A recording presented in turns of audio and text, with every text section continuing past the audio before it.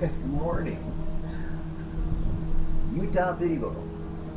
It's kind of nice to be able to be reminded of those things that were, those things that are, and those things that shall be.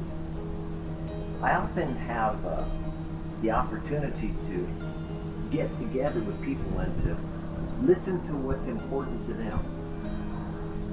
In the Bible, we're told that out of the abundance of the heart, the mouth speaks. And basically, that's true.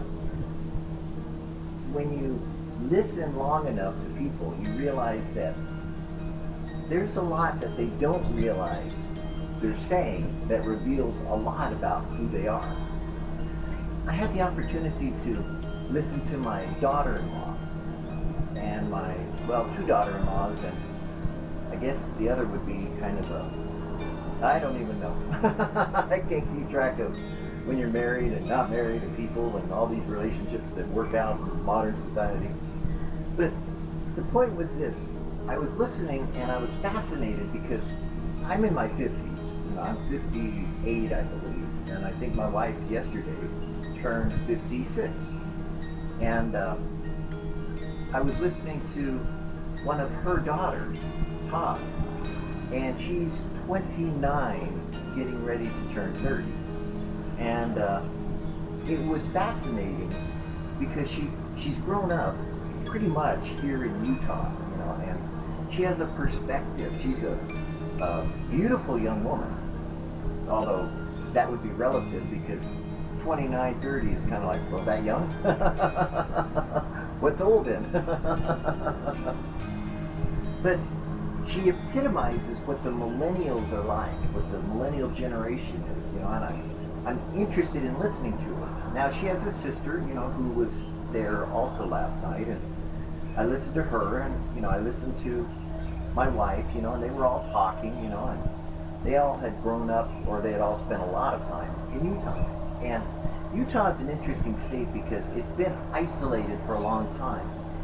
It's like when I grew up in Norco, California was isolated from Southern California for a long time.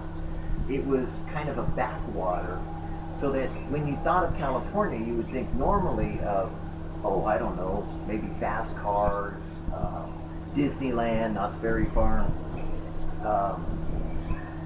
beaches, the freeways. Well, Norco wasn't any of that. Norco had horses, cows, chickens, motocross, motorcycle riders in high school, dairy farms, what can I say, dirt country, rattlesnakes coming down out of the mountains. It was a very interesting town, little tiny town. It tore up the sidewalk in order to put in horse trails, and to this day, at first they fought the freeway, and then finally the freeway went through the middle of it and kind of destroyed it. But to this day, they still have horses, and it's kind of a horse-loving town, though it's not quite the same because obviously Orange County or Southern California kind of took it over. But the point being is that it's still kind of a horse town. And so it was like what we would call a backwater. It was protected for a long time from outside influences. Utah is a lot like that. People are moving in now to the state, and businesses come in, and corporate headquarters, and they want to develop, and they've got the big city problems now, like gangs, and things are beginning to happen in violence, and it's interesting to listen and to watch and to see how different communities adapt or how they relate to that. Where I came from originally, Southern California. I was born in Los Angeles, so I kind of remember, like the race riots back in the 60s, I kind of remember, a little bit before that, something, a few things, because I wasn't that old yet. But I have a few childhood memories of, different areas in East LA, and I've watched over the years how different communities had changed. Like East LA today isn't anything like the East LA I grew up with. And Orange County isn't anything like what I grew up with now. It's a lot different. And much the same way, it's interesting when you meet people that have been in a community for all their life, watching things change and develop. I met a man who came from North Dakota yesterday, and he's been living in the state for, I don't know, I guess 30 years. He's watched things change and watched things develop. He's been doing the same job for 20 years. Now, I'm fascinated by that. 20 years at the same job. It's interesting because most places you would have to, because of the economy, have changed jobs or redeveloped, unless you've been in some of these communities that have been protected from the developments that have gone on in the rest of the country, that, the massive amount of volatility in business and corporations. And so I find it interesting when I was listening to my daughters-in-law, because one of them's, prosperous, is growing, and she's got a little daughter that's growing up, and she's adapting, and she's got a lot of common sense. I'm fascinated because most people don't have common sense. They're not very practically minded. They talk a good talk, but really when it comes to listening to them, you realize pretty quickly that, when it comes to practicalities, there's not much common sense. But she's very practical. Everything that is done, she's aware of the cost, the investment, and the return on investment. Not that she's only business oriented, she just recognizes time management, she recognizes cost, she recognizes that if she does this, you're going to do this, this is going to happen. And it wasn't just about business, but it was about, people's lives, personal relationships. And she's not a Christian, but she's aware of these things. And she is more than capable of giving the right answer and having the right answer. And it's kind of interesting because in the Bible we see the same thing is true. When Abraham goes down into Egypt, he finds an unbelieving Pharaoh that tells him, look, your God spoke to me, and I want to know why you messing around with telling me it's your sister when really it's your wife. Whoa. This man, obviously not believing in the God of Abraham, Isaac, and Jacob, or the God of Abraham at that time, yet had the same ethos, the same ethics, the same morality, the same concept. He was on the right direction, though he had not come to the right conclusion. So I find it interesting that you can meet a lot of people that it sounds good, it looks good, but what is your final destination? In other words, are you going to arrive where you think you're going, or are you just kind of like going along with the flow and not realizing that you yourself personally, one-on-one, all alone, will deal with God? It won't be about you saying, well, the pastor, or you saying, well, my mother, or well, the state, or well, this, that, or the other thing. No, has nothing to do with the government, has nothing to do with the Constitution, has nothing to do with your rights, has nothing to do with your privileges, has nothing to do with your education, has nothing to do with the fact that you personally, according to what God says, will be judged according to your knowledge of God. If you don't know anything about God, you'll still be judged, and God will be the judge. I would suggest to you that you probably need to know a little bit, because you're going to still be held accountable. So, in a practical, common sense sort of way, it only makes perfect sense to get to know God in some way. You need to figure out what the truth is and then deal with it, because you're going to be judged according to it. In the book of Romans, it says that when they knew God, they didn't honor him. Now, that's basically true of American Christians.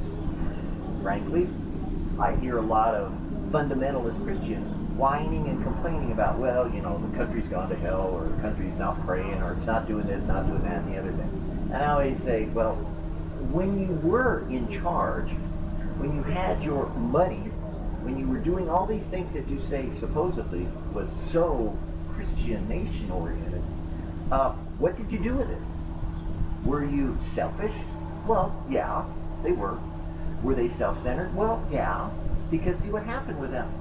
In Christendom, after the Jesus movement, and at the time of the Jesus movement, it was kind of like Time magazine came out and said, is God dead? Because the question was to theologians, the church was dying. There was no participation in it. And then the Jesus movement came along, and it was like explosion of this movement that was the latter days reign, if you want to call it that, or the last great revival. Now, people will question that and argue about that today. They didn't back then, but they argue about it now. You know, of course, 40 years later, they're going to say no, but it's true.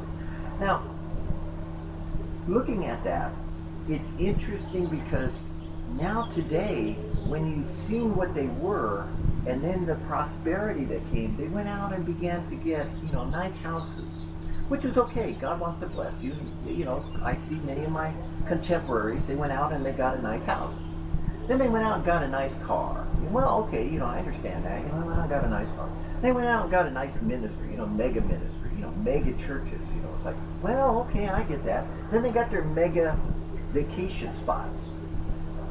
Oh, okay. Then they have their, mega coffee shops. Oh, okay. And then they're Christian business only places. Well, okay. And then they're Christian, businesses to celebrate, well, we can be violent, or we can do this, because after all, grace applies. So we'll just smother it with grace, and we can do what we want to do. And so with prosperity came fallacy. This whole idea that somehow you don't have to deal with God anymore. God's kind of like, well, he's going to judge you, but, don't worry about it. That'll be down the road. In the meantime, eat, drink, and be merry, because he's not coming back today, but we'll say he is soon. And I see a lot of the Jesus movement people having done that. It's like, well, and they raised their kids, and they grew them up, and then that generation went on to the next generation, and suddenly I find, believe it or not, now, in the millennial generation, are people who really doesn't care whether they know God or not. They don't, frankly, give a damn, and they'll be damned. In other words, it's meant to be that there's a certain amount of people that are never going to get saved. I mean, God bless the Lord, but, and God bless them, but, they're just not they're going to go to hell. Because they're just going to choose to do what they want to do without ever realizing they could have had the opportunity to live forever with God. And that God is love, and they could have discovered that, and they could have uncovered the truth and learned for themselves. They don't want to. And they are adamant about it. And you don't know who that is. Me personally, I think it's people that are in the church, not people that are outside the church. Because I see more people in the church telling me about setting up their own little kingdoms than I do of people outside the church who really want God, need God, and are desperate to get out of either their drug addictions or their emotional addictions or their life tragedies or their experiences that have caused them, to fail miserably. And so I find it interesting that no matter how you look at it, every time you put money into the equation, somehow people fail. Every time you look at the poor, somehow they're close to God. Blessed are the poor in spirit, for theirs is the kingdom of God, we're told. And I do believe that with all my heart, fundamentalists are going to find themselves in the Great Tribulation. Now, I live in a state that, quite frankly, most of the states preparing to go into what we call the Great Tribulation. I mean, they plan on getting their food together, so they have all this massive food stored. They save up water. They do all these things for the wrong reason that's going to work out for them the right reason. Now, I don't exactly know what God's going to do with them, but, they're probably going to make it, which is kind of interesting to me. There's a lot of people that are going to, be prepared for that.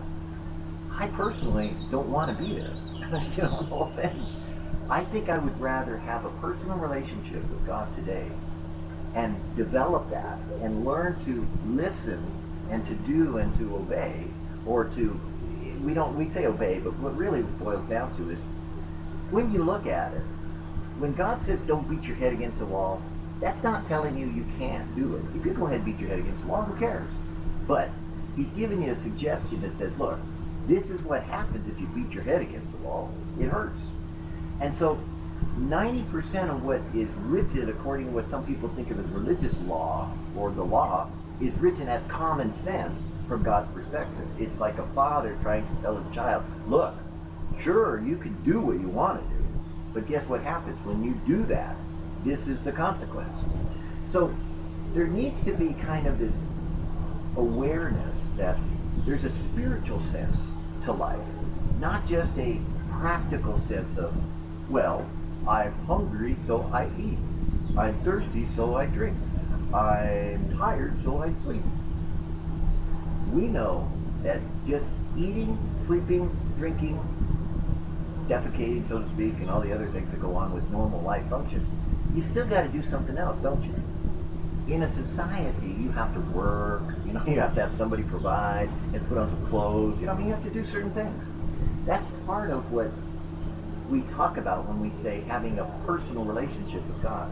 It's not just a question of, oh, well, go to church, or, oh, wow, read the Bible, or, oh, wow, we do these religious things, we're going to do apologetics, or we're going to do hermeneutic, or we're going to do homiletic, or we're going to do these theologically sound doctrines, or we're going to have our own dogma, or we're going to have our own, we like this particular worship, so we're going to go there, or we like this particular, teacher, so we go there. The fact is, you're going to deal one-on-one with a living God. That's the bottom line. Now, he sent his son to explain who he is, and if you really understand that, then all you have to do really is read the words of bread, and you're better off alive than dead. I mean, that's what we used to tease about in the Jesus movement, was that, hey, read the red. I mean, until you see red, guess what? You're not there, you're dead. And it was meant to be inspiring, because then you would realize that is the truth. Jesus wasn't putting out something to start a religion. He wasn't coming along to revamp Judaism. He was stating what God said, because God said it this way: "This is my beloved Son, in whom I am well pleased. Listen to him." Oh, really? Okay. Now, if I heard a voice coming from the heavens, I happen to hear birds singing, so maybe that's close enough. And the voice said, "This is my beloved Son, in whom I am well pleased. Listen to him." I think I would take it seriously. So, I don't know about you, but when there's confusion, I like to go back to what Jesus said. It makes sense to me. Now, what you do with it, that might be a little confusing, because I've seen what a lot of people do with what he said, and they really try to twist it up and mix it up and kind of change it around and turn it upside down. And man, I mean, there's so much, kind of like neat sounding stuff that it makes you wonder, well, what's really true and what's not. And, you've seen it before. There's slick salesmen out there. There's good religious leaders. There's lots of doctrines. There's lots of theology. There's lots of ways of looking at things. But the fact is, when you have an experience with God, what are you going to do with that? Me?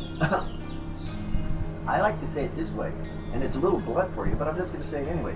I'm screwed. I am, man. I mean, God talked to me, so it's like, hey, guess what? I messed that one up. Oh, well. Now what do you do? And that's what I like to tell people. It's like, you think that if God would speak to you, because people always lay this trip on you, they'll say, well, if God would just speak to me, then I'd believe. No, you won't. Trust me, you will not. You still got to deal with it, because you still have life, you still have to go on, you still have to deal with what he says. But trust me, when God does speak to you, guess what? You still have the option of doing what you're going to do. I mean, because it's just like a child. If you think about it, when Jesus calls the Father, Father, he's trying to give an example of what you see in life. When you tell your little child about the consequences and the choices they can make and everything else, do they go ahead and just say, oh, thank you, Mommy and Daddy, for telling me what to do. I'm going to go ahead and do that all the days of my life and I'll never stray. No. 5 minutes on their own and they're right into sin, or breaking whatever it is that you told them not to do. I mean, that's what you and I are like as adults. So if you want to see what it's like about being a Christian, it's just like being a baby child. You're growing up, getting experiences, and realizing, now I know why I don't stick my finger in the fire. Oh, it burns. I guess Mom was right. And that's kind of what Jesus was trying to say when he was teaching us about his Father. He said, look, I only do those things that are pleasing to my Father, so follow me. And then the father said, look, listen to him. Hey, I think we kind of got the gist of it, don't we? At least I do. Maybe you do too. Looking at devotionals, I kind of like to read these because they kind of remind me that I don't know it all. It says, the patience of faith. Because you have kept the word of my patience, from Revelation 3:10. Patience is more than endurance. A saint's life is in the hands of God, like a bow and arrow in the hands of an archer. God is aiming at something that the saint cannot see. And he stretches and strains, and every now and again the saint says, wait a minute, I can't take it anymore. This is tough. This is rough. This is like really stretching me to my limits. But God doesn't listen. He goes on stretching until his purpose is in sight. Then he lets fly. Trust yourself in God's hands. For what have you need of patience just now? Maintain your relationship to Jesus Christ by the patience of faith. Trust him. We like to say here that, our baseline, our statement of faith. Matter of fact, our statement of faith is pretty simple. Proverbs 3:5-6. Trust in the Lord with all thy heart. Lean not into thine own understanding. In all thy ways acknowledge him. He'll direct your path. I don't care what God directs you to do. God's the one directing you. The results and the consequences, the decision making are all between you and God. That's the bottom line. That's our dogma, that's our doctrine, and that's our statement of faith. Trust in the Lord with all thy heart. Lean not in thine own understanding. In all thy ways acknowledge him, and he'll direct your path. I have no problem with someone coming up to me and saying, well, God told me to do this. Go ahead.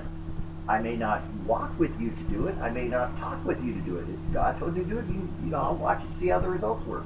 If it works for you, great. I'll consider it and talk to God about it. If he tells me to do it, I'll do it too. But if not, I'm not doing it. So you see, we do have, each and every one of us, personal accountability, personal responsibility, a personal living God. The condition, faith is not a pathetic sentiment, but a robust, vigorous confidence built on the fact that God is holy love. You cannot see him just now. You cannot understand what he is doing, but you know him because you have experience with him. You asked him into your life and he began to make himself real to you. Shipwreck occurs when there is not that mental poise which comes from being established on the eternal truth that God is holy love. He is complete love. He is love personified. Faith is the heroic effort of your life. You fling yourself in reckless confidence on God. Boy, I can attest to that. I'm over 40 years of doing that. God has ventured all in Jesus Christ to save us. He wants you to venture your all in abandonment and confidence in him. There are spots where that faith has not worked in us yet, places untouched by the life of God. There were none of those spots in Jesus Christ's life. He was totally committed to the will of the Father, and he did those things that God asked him to, that God told him to, that God spoke to him and said, do this. This is life eternal, that they might know you. The real meaning of eternal life is a life that can face anything in it and has to face it without wavering. If we take this view, life becomes one great romance, a glorious opportunity for seeing marvelous things all the time, and that God is disciplining us to get us into this central place of power, this capability of being able to see God is in control. I mean, it sounds stupid because it's kind of like a nursery rhyme, kind of like a Sunday school thing, kind of like, you've heard it, but it's like he's got the whole world in his hands. He's got the whole wide world in his hands. He's got the whole world. You know it. In his hands, he's got the whole world in his hands. I mean, come on. Either he does or he doesn't. So, I've proven that he does. My wife is shocked by watching my life. She's like, God really does care about you, doesn't he? Well, you're watching. I mean, he does the same for you. You just don't notice sometimes. I notice everything. I'm paying attention. You know, I mean, something people say, well, that's a coinkydink. Coinkydink? You mean a coincidence? No, I mean a coinkydink. Coincidence is one thing people deal with. Coinkydink is like God trying to dink my head and saying, duh, check it out. Here it is. It's not coincidence, it's me. Oh, a coinkydink. I got it. Yeah. And but that's what God does. God is real or he's not. And the bottom line is, whether you're living in Utah, whether you're living in California, whether you're in Alaska, whether you're in Jerusalem, whether you're standing on Mount Everest, or whether you're down in the valley or the pits of hell, God is still real. It doesn't matter what you think. It doesn't matter what you feel. The reality is that when you die, you'll know. No shadow of a doubt. And then you've already made the decision. It's already been decided because you're standing face to face with God. I like spending my mornings getting to know him better because I'm going to be somewhere for eternity.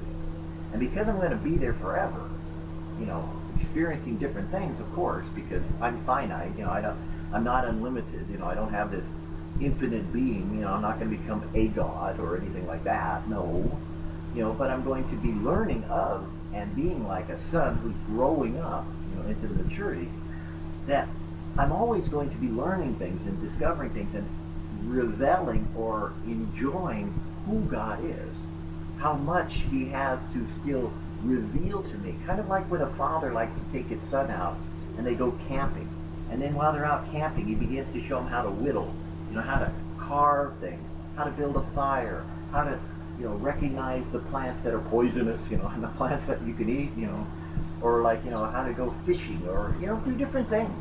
That's what a father does with his son lots of times, communicating to him things he knows. And that's what God wants to do with us for eternity. For the rest of eternity, forever and ever and ever. As the Hebrew says for eternity, the word for eternity is, you know, like eternal, like the Greek says. Greeks are very much, Greek words are into very segmented words. They're like, this word means this, that's it, you know. Hebrew is more like a, you know, expression. Hebrew always has an expression to describe something. And the way that the expression for eternal life is, it's called ages to ages life. It means that from here to here is eternity. That means it goes from ages to ages to ages to ages to ages to ages to ages to ages to ages to ages to ages to ages to ages to ages. It never ends. It just keeps going, but because it's ages to ages, there's something happening here, and there's something happening here. And it goes from here to here to here to here. Just like it has from Genesis to Revelation, and we're told at the end of Revelation, he's going to make a new heaven and a new earth. And so there'll be a new book, maybe. I don't know. Maybe we'll have more books. You know, we'll have this Bible, and then there'll be a new heaven, new earth Bible. Kidding, but you know, don't quote me on that one. I'm not starting a new religion here. Not starting an old religion, or you know, coming up with a new Bible for the Americans. Oh, quote me on that one. But no, seriously. I mean, you got to kind of deal with the facts of what God says. And when God says he wants to show you something, and he wants to make himself known, go for it. Find out. Discover for yourself the reality that there's more to life than sitting around and imagining that that turtle dove is just cooing because that's what turtle doves do. I got news for you. Sooner or later, you're going to know what that turtle dove is saying. As well as the trees and creation, and all of creation grows in travail, waiting for the revelation of the sons of God. Isn't it about time that you start figuring out there's more to life than sucking your thumb? I'm ready to get on with it. Let's get going and get real, because this isn't real life. This is life under a curse. This is the closest thing to hell that a Christian comes to. And it's the closest thing to heaven that a non-Christian will ever experience. And that's sad. So we need to be living out what we believe in. We need to be about what God has said to do. We need to be like what Jesus said, doing the will of his Father. Because God so loved the world that he gave his only begotten Son. And whosoever believeth in him should not perish. No one should. Anyone could come to salvation by simply calling upon the name of the Lord. It doesn't mean everyone will. It just means they should not perish. It means they could be saved. And it means that we ought to be about our Father's business.